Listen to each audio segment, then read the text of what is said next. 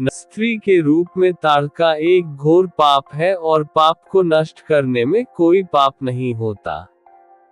हे राम, तुम इस पापिनी का संहार कर दो।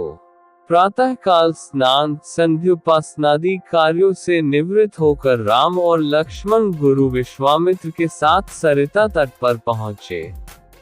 एक वनवासी मुनि ने विश्वामित्र के साथ 2 सुकुमार बालकों को देखा तथा उनका परिचय प्राप्त कर वे एक छोटी सी सुंदर नौक ले आए और विश्वामित्र से बोले, हे मुनिराज, आप इन राजकुमारों के साथ इस नौक पर बैठकर सरिता पार कर लीजिए। विश्वामित्र जी ने उस मुनि को धन्यवाद दिया और राम तथा लक्ष्मण के साथ नौक पर सवार हो गए। इस प्रकार वे सागर से मिलन की आतुरता में कलकलनाद के साथ दौड़ती जा रही उस नदी को पार कर गए। नदी के उस पार एक भयानक वन था। उस वन को देखकर राम बोले, गुरुदेव, यह वन तो बड़ा भयंकर है। सभी ओर से सिंह, व्याघ्र आदि हिंसक पशुओं के दहाड़ने और हाथियों के चिंघाड़ने की ध्वनि आ रही है।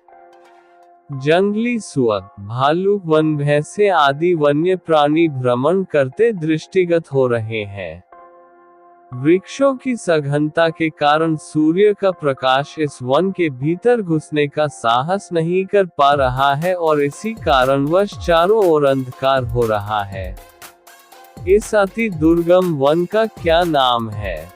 राम के इस प्रश्न का उत्तर विश्वामित्र ने इस प्रकार दिया, हे राघव, पूर्व काल में इस स्थान में वन्न होकर मलदा और करुप नाम के 2 बड़े समृद्ध राज्य हुआ करते थे। दोनों ही राज्य ऊंची ऊंची अट्टालिकाओं, वीथिकाओं तथा सुंदर पथों से सुशोभित थे तथा धन धान्य और समृद्धि से परिपूर्ण थे। दूर दूर के व्यापारी यहाँ पर व्यापार करने आया करते थे, किंतु ताड़का नामक एक यक्ष कन्या ने उन दोनों राज्यों का विनाश कर दिया।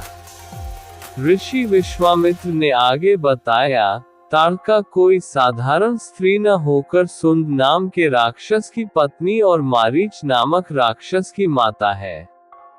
उसके शरीर में 1000 हाथियों के बराबर बल है और वह अत्यंत पराक्रमी और शक्तिशाली है। इस प्रदेश को नष्ट करने के पश्चात ताड़का ने अपने पुत्र मारीच के साथ मिलकर यहाँ के समस्त निवासियों को मारकर खा डाला। अब उनके भय से यहाँ 2-2 कोस दूर तक किसी मनुष्य की परछाई भी दिखाई नहीं देती। भूलवश यदि कोई यहाँ आ भी जाए तो जीवित नहीं लौट पाता। उसी ताड़का का संहार करने के लिए ही मैं तुम्हें यहाँ लाया हूँ। राम ने आश्चर्य से पूछा, गुरुदेव, स्त्रियां तो कोमल और दुर्बल होती है, फिर ताड़का में 1000 हाथियों का बल कैसे आ गया? ऐसा प्रतीत होता है कि अवश्य कुछ न कुछ रहस्य है। विश्वामित्र बोले, वत्स, तुम्हारा कथन सत्य है और वास्तव में इसके पीछे एक रहस्य है। सुकेतु नाम का एक अत्यंत बलवान यक्ष था। वह संतानहीन था, अतः संतान प्राप्ति के उद्देश्य से उसने ब्रह्मा जी की कठोर तपस्या की।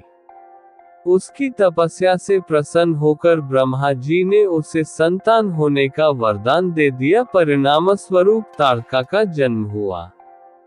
सुकेतु के द्वारा ताड़का के अत्यंत बली होने का वर मांगने पर ब्रह्मा जी ने उसके शरीर में 1000 हाथियों का बल दे दिया। विवाह योग्य आयु होने पर सुकेतु ने ताड़का का विवाह सुंद नामक राक्षस से कर दिया और उससे मारीच का जन्म हुआ।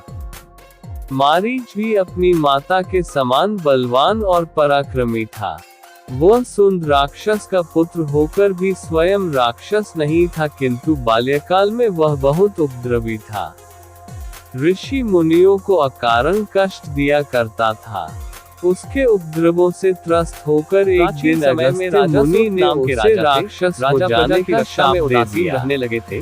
परिणाम स्वरूप दौसी राजा ने उस पर जय कर दी। सुर की सेना भी शत्रु से मिल गई थी। परिणाम स्वरूप राजा अगस्त की हार हुई और वह जान बचाकर जंगल की तरफ भागा। इस पर अगस्त उसी वन में समाधि नाम का एक बनिया अपनी स्त्री एवं संतान के दुर्व्यवहार के कारण निवास करता था। उसी वन में बनिया समाधि और राजा लेने के लिए दोनों का परस्पर परिचय हुआ। वे दोनों घूमते हुए महर्षि मेघा के आश्रम में पहुंचे। महर्षि मेघा ने उन दोनों के आने का कारण पूछा तो वे दोनों बोले कि हम अपने सगे संबंधियों द्वारा अपमानित एवं तिरस्कृत होने पर भी हमारे हृदय में उनका मोह बना हुआ है। इसका कारण क्या है? लेने के लिए महर्षि मेघा ने उन्हें समझाया कि मन शक्ति के अधीन होता है और आदि शक्ति के अविद्या और विद्या दो रूप है। विद्या ज्ञान स्वरूप है और अविद्या अज्ञान स्वरूप। जो व्यक्ति अविद्या अज्ञान के अधिकरण रूप में उपासना करते हैं उन्हें विद्या स्वरूप प्राप्त होकर मोक्ष प्रदान करती है। नहीं कर सकता। इतना सुन राजा सूत ने प्रश्न किया, यह विचार निकाल देवी कौन है, उसका जन्म कैसे हुआ? महर्षि बोले, आप जिस देवी के विषय में पूछ रहे हैं वह नित्य स्वरूपा और विश्वव्यापिनी है। उसके बारे में ध्यानपूर्वक सुनो। कल्पांत के समय विष्णु भगवान क्षीर सागर में अनंत शया पर शयन कर रहे थे। तब उनके दोनों कानों से मधु और कैटब नामक दो दैत्य उत्पन्न हुए। वे दोनों विष्णु की नाभि कमल से उत्पन्न ब्रह्मा जी को मारने दौड़े।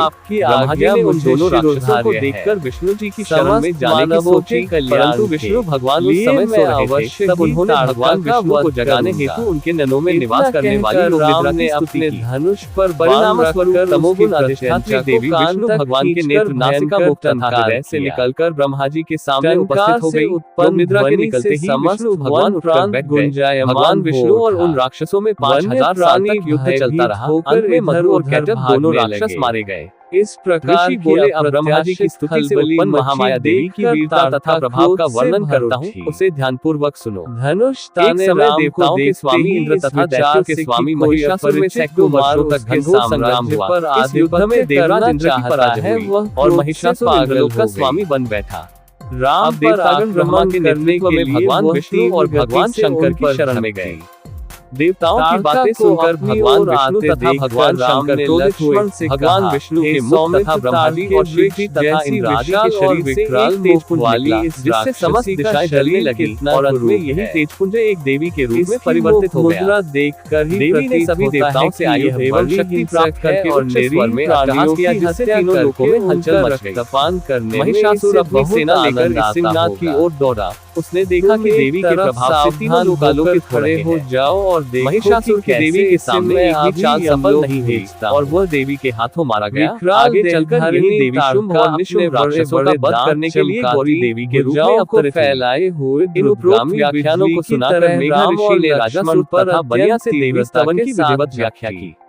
राजा राम वणिक नदी पर जाकर देवी की तपस्या करने लगे। 3 वर्ष तक घोर तपस्या करने के बाद देवी ने प्रकट चलकर उन्हें आशीर्वाद दिया। इससे वणिक संसार के मोह से मुक्त होकर आत्मचिंतन में लग गया और राजा सूत ने शत्रुओं पर आक्रमण करके विजय प्राप्त करके अपना वैभव प्राप्त कर लिया। वह आक्रमण ये कथा देवी दुर्गा की महिमा और शक्ति की महत्ता को दर्शाती है। राम ने एक और राजा सूत और बनिया समाधि के माध्यम से ये बताया गया है कि मनुष्य चाहे कितनी भी कठिनाइयों का सामना करे, देवी की शक्ति और उपासना उसे मोक्ष और विजय प्राप्त करवा सकती है। अगले क्षण उसके राजा सूत और बनिया समाधि दोनों ही अपने जीवन में हार और अपमान का सामना करते हैं, लेकिन महर्षि मेघा के मार्गदर्शन और देवी की उपासना से वे अपने मन की कमजोरियों पर विजय प्राप्त करते हैं। उनके मुख से महिषासुर और अन्य दैत्यों के साथ देवी की युद्ध की कहानियां ये दर्शाती हैं कि जब कोई व्यक्ति सच्ची श्रद्धा और समर्पण के साथ देवी की उपासना करता है तो वह सभी बाधाओं को पार करके सफलता प्राप्त कर सकता है। के आतंक ये कथा न केवल देवी के शक्ति रूप का वर्णन करती है बल्कि यह भी सिखाती है कि जीवन में सच्ची विजय आत्मज्ञान और समर्पण से मिलती है। एक कथा के अनुसार माता भगवती देवी दुर्गा ने महिषासुर नामक असुर के साथ 9 दिन तक युद्ध किया। उसके बाद नवमी की रात्रि को उसका वध किया। उस समय से देवी माता को महिषासुर के नाम से जाना जाता है। तभी से माँ दुर्गा की शक्ति को समर्पित नवरात्रि का व्रत करते हुए इनके 9 स्वरूपों की पूजा की जाती है। देवी दुर्गा ने आश्विन के महीने में महिषासुर पर आक्रमण कर उससे 9 दिनों तक युद्ध किया और 10वें दिन उसका वध किया। इसलिए इन 9 दिनों को शक्ति की आराधना के लिए समर्पित कर दिया गया। चूंकि आश्विन मास में शरद ऋतु का प्रारंभ हो जाता है, इसलिए इसे शारदीय नवरात्रि कहा जाता है।